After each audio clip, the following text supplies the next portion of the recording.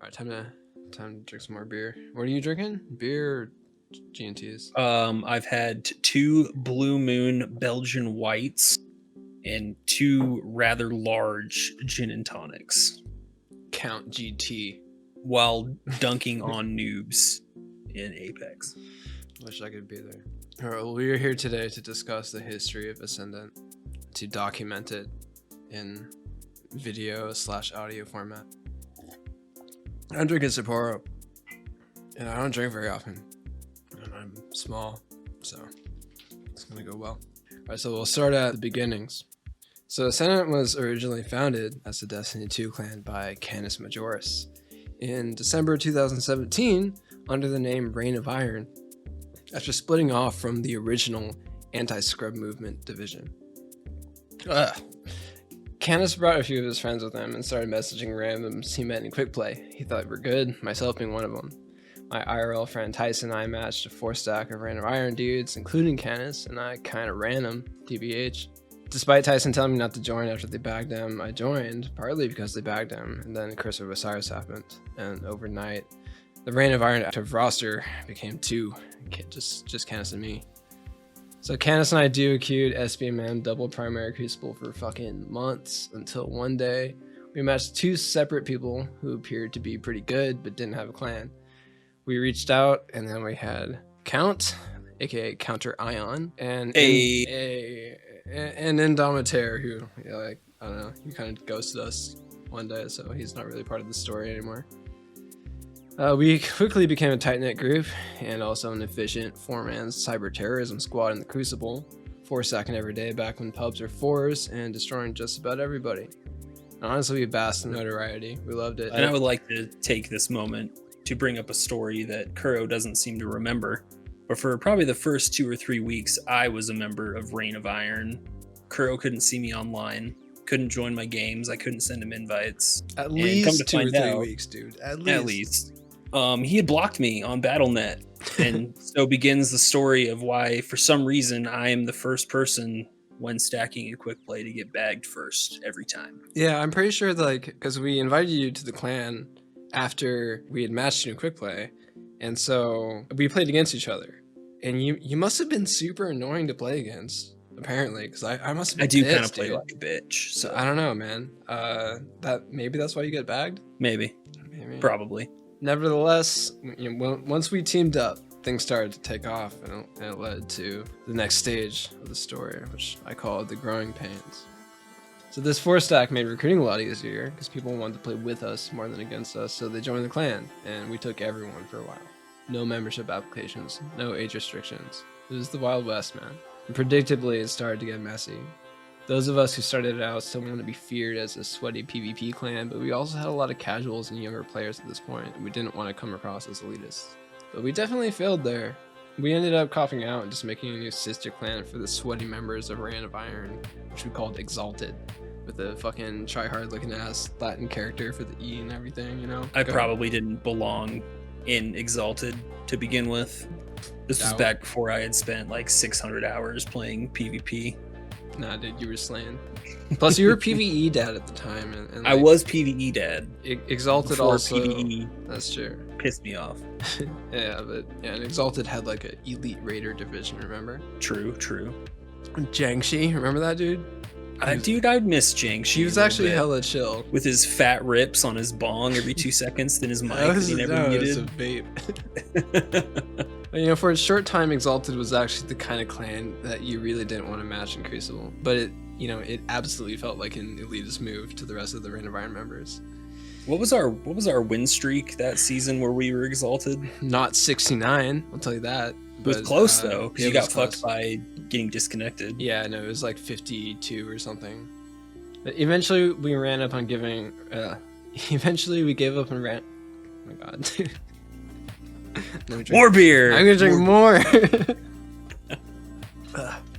Eventually, we gave up on running 2 separate clans, and going into the Forsaken expansion, we decided to disband Reign of Iron entirely and move forward with Exalted under the name Ascendant, which I think you came up with that name, right? Yeah, I gave you and Canis a list of probably like 10 or 15 things that were sort of tangentially related to Destiny lore back when I was, lore dad before.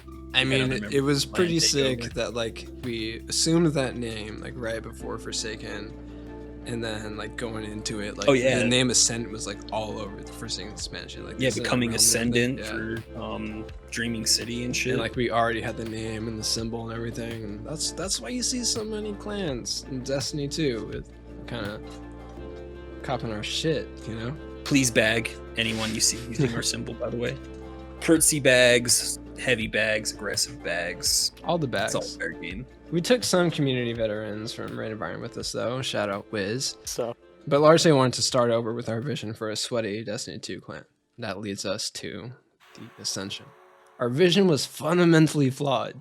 We wanted to be sweaty and good, but we also wanted to be a fun place to hang out. But those are mutually exclusive as primary community goals. And we learned that the hard way, because our server turned into a fucking racist, homophobic cesspool for like most of year 2. It was pretty bad. It got to the point where almost none of the leadership or any of the longtime regulars would hang out in voice chat because of a toxic subgroup led by a member named Razor Edge, always in there making everyone else miserable. It reached a boiling point eventually, and we were forced to lay down the law and ban Razor Edge and his crew. And some took sides at that point, and those who sided with Razor Edge are like totally still unwelcome here, since it made abundantly clear where they stand on important issues in this community, like fucking overt hate speech and saying the N-word, which shouldn't really have been that big of a deal, but it was like the end of the world to them when we said stop it. Yeah, and then we had like a couple members of our clan stay but got invited to their Discord, and their Discord was basically set up in the worst imaginable way, and I really probably shouldn't repeat what some of the names of channels were. Needless to say, it was heavily racist. Yeah, and like 50% of their roster were made admins or something like that.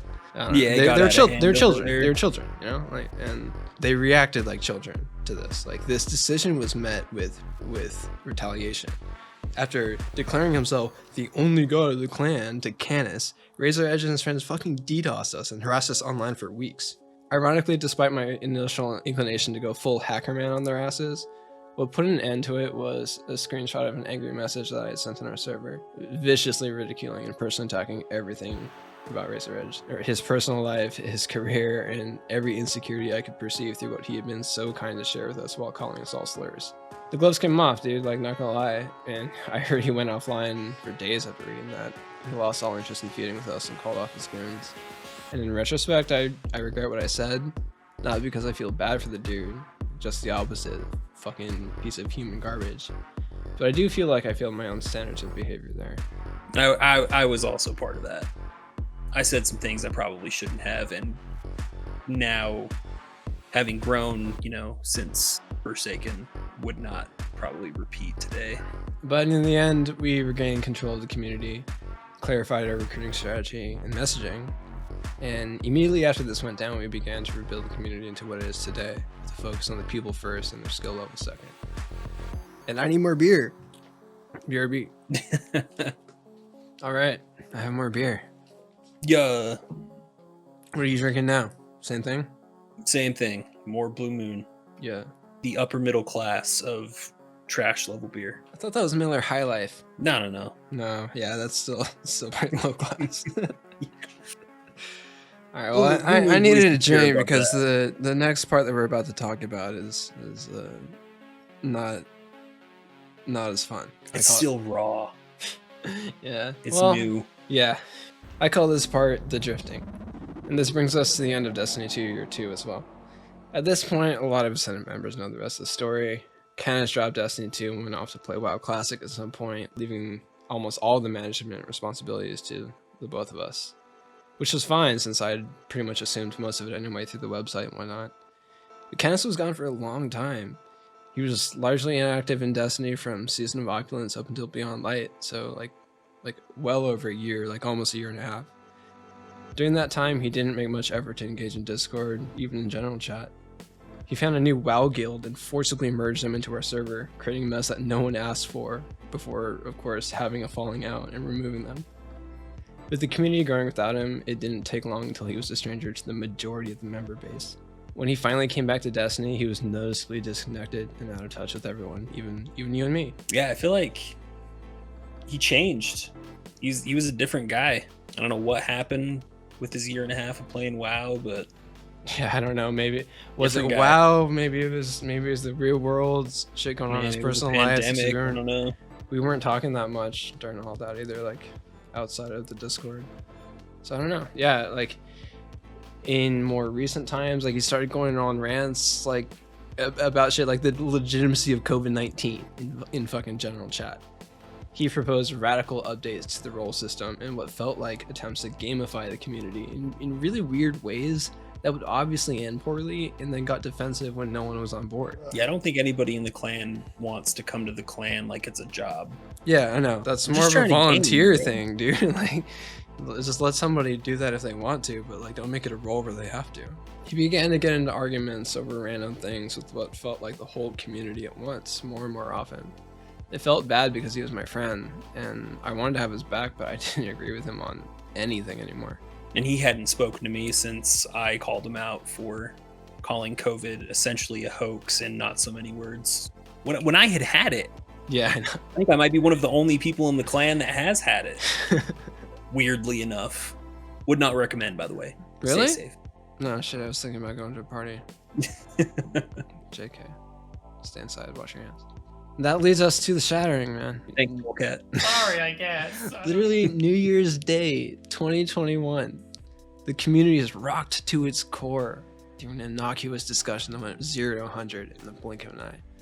And I'm just chilling, probably writing some code for the bot or something, and I get a message from Canis. I will be terminating Lscendant. I don't get any respect around here. You can have these. I'm gonna bleep that out. I want to have that on record. Good call. But like, happy New Year to you too, bro. And I have the Destiny channel like muted, so I don't get alerts when people talk in there. Yeah, I think at that point I hadn't been playing for long enough. I didn't either. Yeah, I was just playing Apex, and then I get a message from you saying Canis is somewhat lost his mind, and I jump into. I think the word was low key losing his shit. Yeah, exactly. And you said that's generous. Yeah, that was a generous assessment of the situation. Yeah, so like I got to read what happened in chat, because like at first I checked general chat because I thought, like, is he arguing politics or fucking COVID again? And I saw nothing, so then I go check Destiny chat, and I see Canis arguing with Ruin Polecat 7 about Shatter Dive, some cheesy hunter ability that came with stasis that I like literally never even leveled up far enough to unlock. Polecat said something to the effect of, just don't get frozen and you won't die. Easy. It was essentially get good, is what he basically said. Yeah. Anybody that knows Polecat knows that when Polecat says get good, he's fucking with you every time. Yeah, and like this whole thing is just like a common meme regarding balance in the Crucible. Like, you can't, like, Canis is out here trying to debate it academically or something, and like everyone's just like, dude, Crucible's fucked. Like, it's stasis. Like, what are you gonna do? And I think that was the other part of the argument, is like Destiny 2 PvP has been unbalanced and kind of trash for most of the time he's been gone. So when he comes back in Destiny chat and starts talking shit about how unbalanced Crucible is, everybody knows. It's not news to us. But Canis took that really personally, and he called it trolling. Someone else chimed in, calling him out for his response to Polecat, and Canis started to just straight up see red. It all went downhill from there, and Canis just like straight up shattered over the whole server at this point. He went on a full-blown rampage in chat, the aim and direction of which I could not tell you, prompting responses from the membership, both sincere and some just straight trolling. I'll be honest, I wish those who started to egg him on would have chilled the fuck out and given like you and me a chance to deal with it. And a little bit, but... And to be fair, the words that had really set Canis off, like, it was something along the lines of him being brain dead. You know, that is out of line with how we expect members to speak to anyone, regardless of their status. But at the end of the day, I believe there is really only one possible outcome here. It was clear we could not move forward with Canis at the top, based entirely on his attitude. He was giving off a really ugly vibe that said, bow to me. We even essentially asked Canis, like, give Kuro control of the server. You can step aside. you're kind of out of touch with everybody. You don't want to be here. And I think his response was really the start of, you know, we need to start working on a nuclear option plan B. Yeah, he was saying things like, if you talk to me like this, I will boot you. If you don't like it, go make your own fucking server.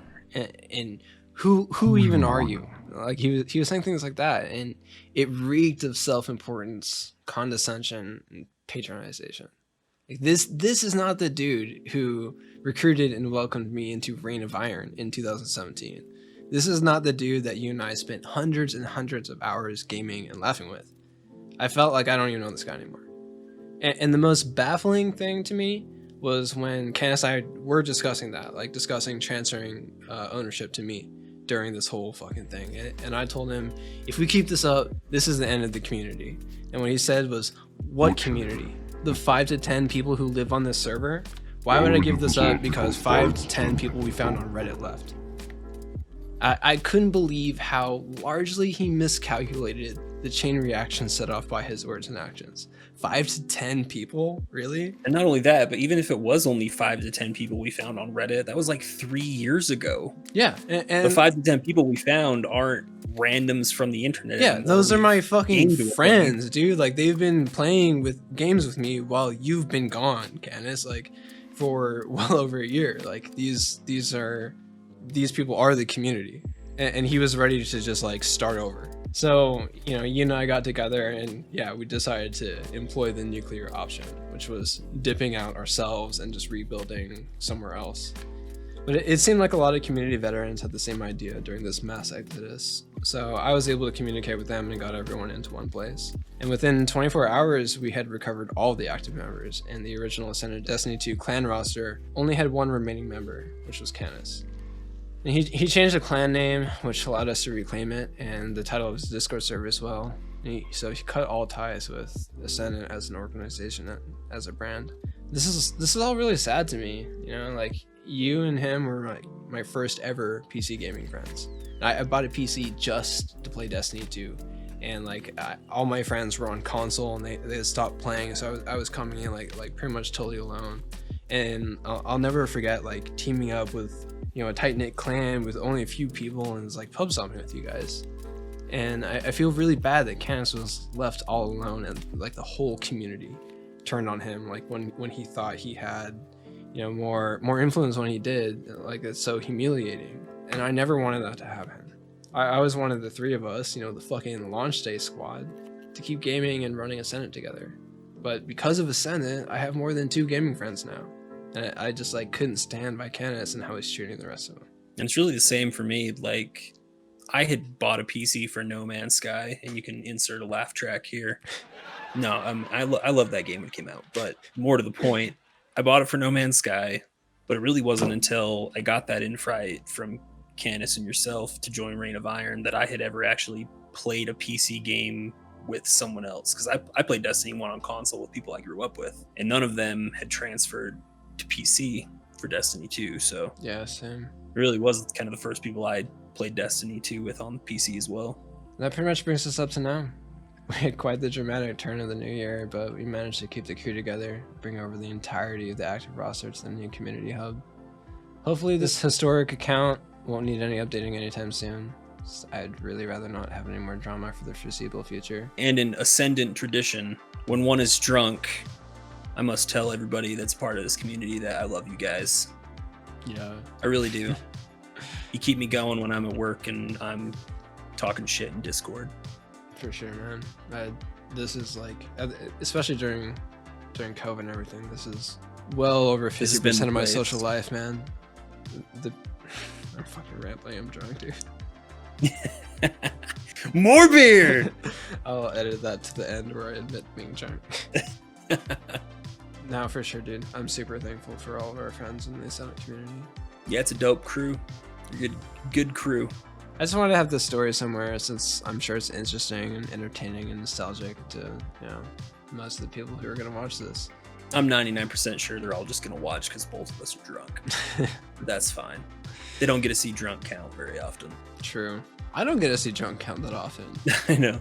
I feel like the last time I got really drunk was I was actually playing PvP with you and Canis. Destiny? Yeah. That was the last time you had a reason to be this drunk. This video also serves as a promise as to how Ascendant leadership will behave. I will try not to be a douchebag. I pledge. And I will attempt to not be a dictator. I think I've been good on that so far. Well, I'll try to keep it up. All right, that's drunk Kuro and Count with a history of Ascendant from 2017 to the beginning of 2021. Yeah. GG's. Peace out.